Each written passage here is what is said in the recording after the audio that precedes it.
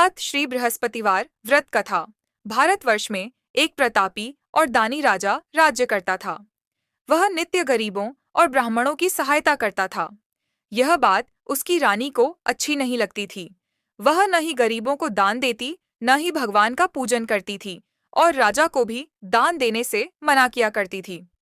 एक दिन राजा शिकार खेलने वन को गए हुए थे, तो रानी महल में अकेली थी। उसी समय बृहस्पति देव साधु वेश में राजा के महल में भिक्षा के लिए गए और भिक्षा मांगी। रानी ने भिक्षा देने से इनकार किया और कहा, हे साधु महाराज, मैं तो दान पुण्य से तंग आ गई हूँ। मेरा पति सारा धन लुटाते रहते हैं। मेरी इच्छा है कि हमारा धन नष्ट हो जाए, फिर न रहेगा, बांस न बजेगी बांसुरी। साधु ने कहा, देवी, तुम तो बड़ी विचित्र हो। धन संतान तो सभी चाहते हैं, पुत्र और लक्ष्मी तो पापी के घर भी होने चाहिए। यदि तुम्हारे पास अधिक धन है तो भूखों को भोजन दो, प्यासों के लिए प्याऊ बनवाओ, मुसाफिरों के लिए धर्मशालाएं खुलवाओ। जो निर्धन अपनी कुंवारी कन्याओं का विवाह नहीं कर सकते, उनका विवाह करा दो। ऐसे और कई काम हैं जिनके करने से तुम्हारा यश लोक परलोक में फैलेगा। परंतु रानी पर उपदेश का कोई प्रभाव न पड़ा। वह बोली, महाराज, आप मुझे कुछ न समझाएं। मैं ऐसा धन नहीं चाहती जो हर जगह बांटती फिरूं। साधु ने उत्तर दिया, यदि तुम्हारी ऐसी इच्छा है तो तथास्तु। तुम ऐसा करना कि बृहस्पतिवार को घर लीपकर पीली मिट्टी से अपना सिर धोकर स्नान करना, भट्टी चढ़ाकर कपड़े धोना। ऐसा करने से आपका सारा धन नष्ट हो जाएगा। इतना कहकर वह साधु महाराज वहां से आलोप हो गए। साधु के अनुसार कई बातों को पूरा करते हुए रानी को केवल 3 बृहस्पतिवार ही बीते थे कि उसकी समस्त धन संपत्ति नष्ट हो गई। भोजन के लिए राजा का परिवार तरसने लगा। तब एक दिन राजा ने रानी से बोला कि हे रानी, तुम यहीं रहो, मैं दूसरे देश को जाता हूँ, क्योंकि यहाँ पर सभी लोग मुझे जानते हैं, इसलिए मैं कोई छोटा कार्य नहीं कर सकता। ऐसा कहकर राजा परदेश चला गया। वहां वह जंगल से लकड़ी काट कर लाता और शहर में बेचता। इस तरह वह अपना जीवन व्यतीत करने लगा। इधर राजा के परदेश जाते ही रानी और दासी दुखी रहने लगी। एक बार जब रानी और दासी को 7 दिन तक बिना भोजन के रहना पड़ा, तो रानी ने अपनी दासी से कहा, हे दासी, पास ही के नगर में मेरी बहन रहती है। वह बड़ी धनवान है। तू उसके पास जा और कुछ ले आ, ताकि थोड़ी बहुत गुजर बसर हो जाए। दासी रानी की बहन के पास गई। उस दिन गुरुवार था और रानी की बहन उस समय बृहस्पतिवार व्रत की कथा सुन रही थी। दासी ने रानी की बहन को अपनी रानी का संदेश दिया, लेकिन रानी की बड़ी बहन ने कोई उत्तर नहीं दिया। जब दासी को रानी की बहन से कोई उत्तर नहीं मिला, तो वह बहुत दुखी हुई और उसे क्रोध भी आया। दासी ने वापस आकर रानी को सारी बात बता दी। सुनकर रानी ने अपने भाग्य को कोसा। उधर रानी की बहन ने सोचा कि मेरी बहन की दासी आई थी, परंतु मैं उससे नहीं बोली, इससे वह बहुत दुखी हुई होगी। कथा सुनकर और पूजन समाप्त करके वह अपनी बहन के घर आई और कहने लगी, हे बहन, मैं बृहस्पतिवार का व्रत कर रही थी। तुम्हारी दासी मेरे घर आई थी, परंतु जब तक कथा होती है तब तक न तो उठते हैं और न ही बोलते हैं, इसलिए मैं नहीं बोली। कहो दासी क्यों गई थी? रानी बोली, बहन, तुमसे क्या छिपाऊं, हमारे घर में खाने तक को अनाज नहीं था। ऐसा कहते कहते रानी की आंखें भर आईं। उसने दासी समेत पिछले 7 दिनों से भूखे रहने तक की बात अपनी बहन को विस्तार पूर्वक सुना दी। रानी की बहन बोली, देखो बहन, भगवान बृहस्पति देव सबकी मनोकामना को पूर्ण करते हैं। देखो, शायद तुम्हारे घर में अनाज रखा हो। पहले तो रानी को विश्वास नहीं हुआ, पर बहन के आग्रह करने पर उसने अपनी दासी को अंदर भेजा तो उसे सचमुच अनाज से भरा एक घड़ैड़ा मिल गया। यह देखकर दासी को बड़ी हैरानी हुई। दासी रानी से कहने लगी, हे रानी, जब हमको भोजन नहीं मिलता तो हम व्रत ही तो करते हैं, इसलिए क्यों न इनसे व्रत और कथा की विधि पूछ ली जाए, ताकि हम भी व्रत कर सकें। तब रानी ने अपनी बहन से बृहस्पतिवार व्रत के बारे में पूछा। उसकी बहन ने बताया, बृहस्पतिवार के व्रत में चने की दाल और मुनक्का से विष्णु भगवान का केले की जड़ में पूजन करें तथा दीपक जलाएं, व्रत कथा सुने और पीला भोजन ही करें।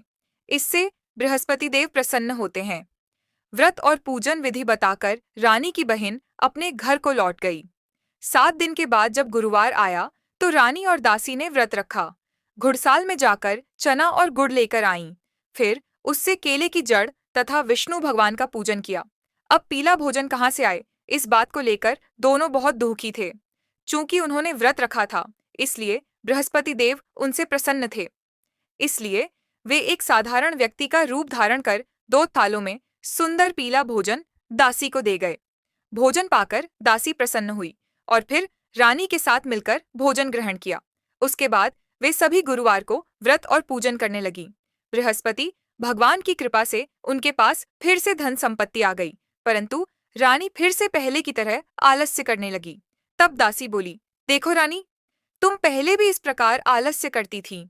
तुम्हें धन रखने में कष्ट होता था, इस कारण सभी धन नष्ट हो गया, और अब जब भगवान बृहस्पति की कृपा से धन मिला है तो तुम्हें फिर से आलस्य होता है।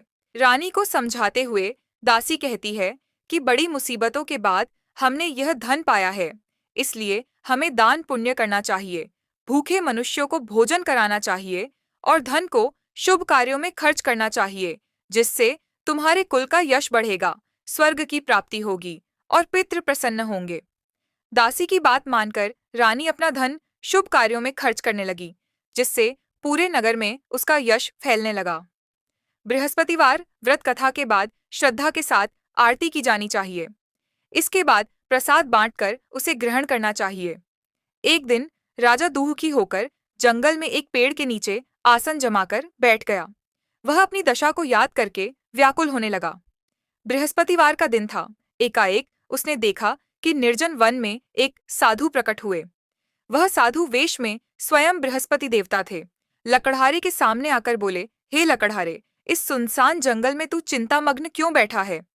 लकड़हारे ने दोनों हाथ जोड़कर प्रणाम किया और उत्तर दिया, महात्मा जी, आप सब कुछ जानते हैं, मैं क्या कहूँ।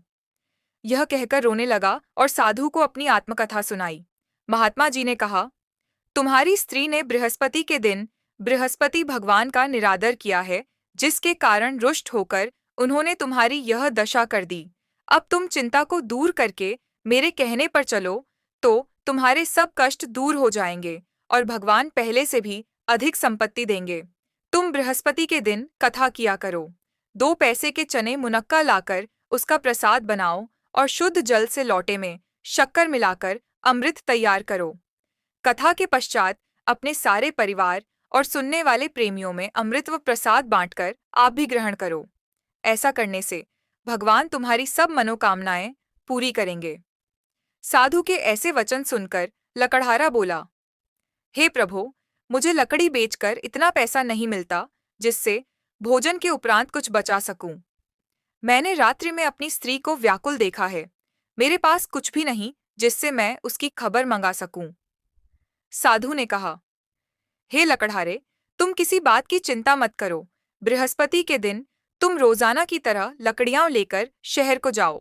तुमको रोज से दुगुना धन प्राप्त होगा, जिससे तुम भली भांति भोजन कर लोगे तथा बृहस्पति देव की पूजा का सामान भी आ जाएगा। इतना कहकर साधु अंतर्ध्यान हो गए। धीरे धीरे समय व्यतीत होने पर फिर वही बृहस्पतिवार का दिन आया। लकड़हारा जंगल से लकड़ी काटकर किसी शहर में बेचने गया। उसे उस दिन और दिन से अधिक पैसा मिला।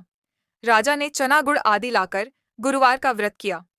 उस दिन से उसके सभी क्लेश दूर हुए, परंतु जब दोबारा गुरुवार का दिन आया तो बृहस्पतिवार का व्रत करना भूल गया। इस कारण बृहस्पति भगवान नाराज हो गए। उस दिन उस नगर के राजा ने विशाल यज्ञ का आयोजन किया तथा शहर में यह घोषणा करा दी कि कोई भी मनुष्य अपने घर में भोजन न बनावे, न आग जलावे। समस्त जनता मेरे यहाँ भोजन करने आवे। इस आज्ञा को जो न मानेगा उसे फांसी की सजा दी जाएगी। इस तरह की घोषणा संपूर्ण नगर में करवा दी गई।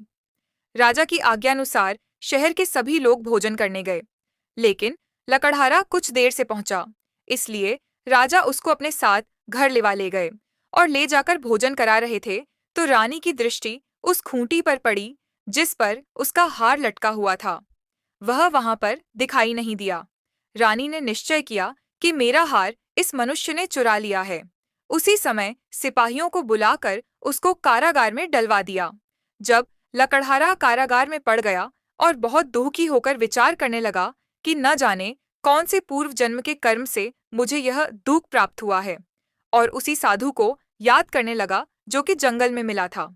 उसी समय तत्काल बृहस्पति देव साधु के रूप में प्रकट हुए और उसकी दशा को देखकर कहने लगे, अरे मूर्ख, तूने बृहस्पति देव की कथा नहीं करी, इस कारण तुझे दुख प्राप्त हुआ है। अब चिंता मत कर, बृहस्पतिवार के दिन कारागार के दरवाजे पर 4 पैसे पड़े मिलेंगे।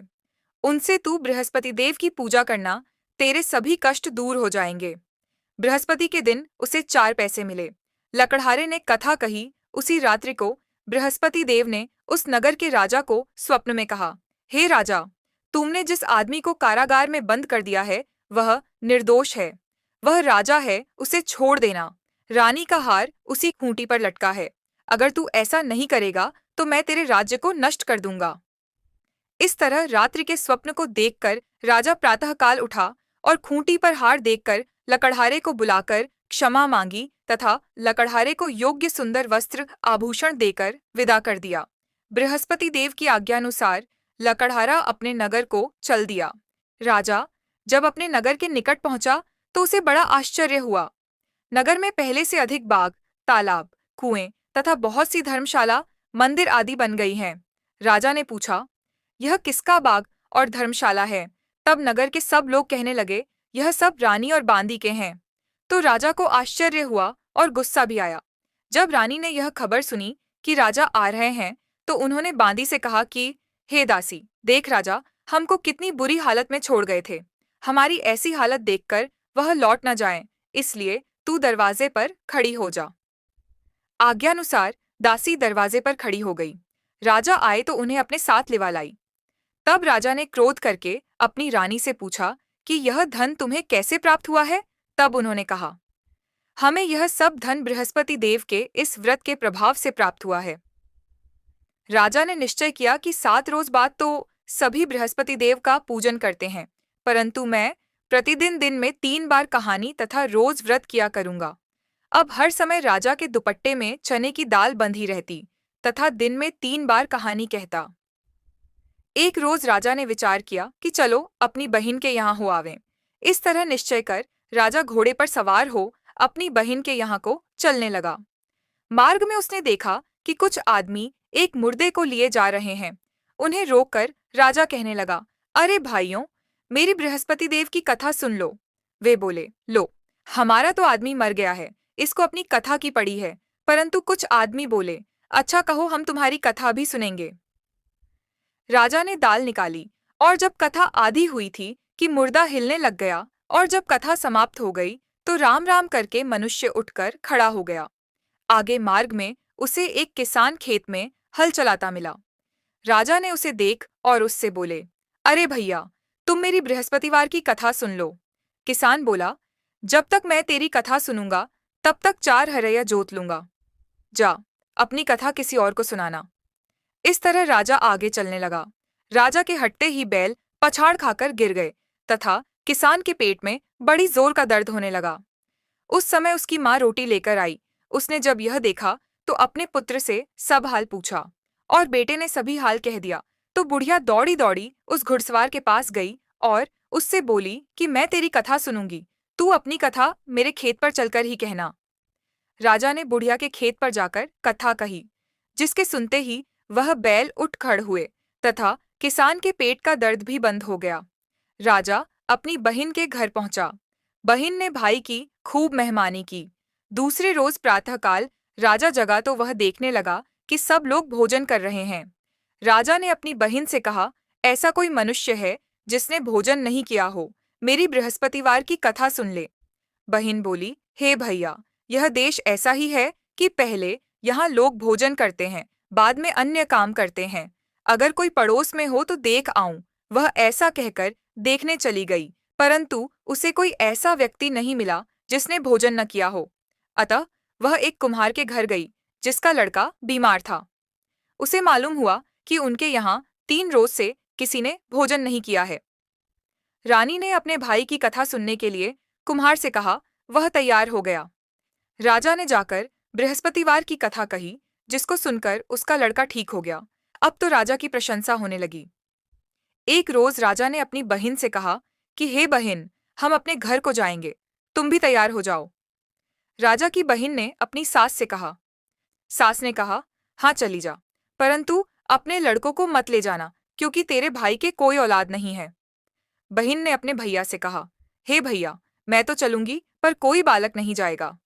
राजा बोला, जब कोई बालक नहीं चलेगा, तब तुम ही क्या करोगी? बड़े दुखी मन से राजा अपने नगर को लौट आया। राजा ने अपनी रानी से कहा, हम निर्वंशी हैं, हमारा मुंह देखने का धर्म नहीं है, और कुछ भोजन आदि नहीं किया। रानी बोली, हे प्रभु, बृहस्पति देव ने हमें सब कुछ दिया है, वह हमें औलाद अवश्य देंगे। उसी रात को बृहस्पति देव ने राजा से स्वप्न में कहा, हे राजा उठ, सभी सोच त्याग दे, तेरी रानी गर्भ से है। राजा की यह बात सुनकर बड़ी खुशी हुई। 9वें महीने में उसके गर्भ से एक सुंदर पुत्र पैदा हुआ। तब राजा बोला, हे रानी, स्त्री बिना भोजन के रह सकती है, पर बिना कहे नहीं रह सकती। जब मेरी बहन आवे, तुम उससे कुछ कहना मत। रानी ने सुनकर हाँ कर दिया।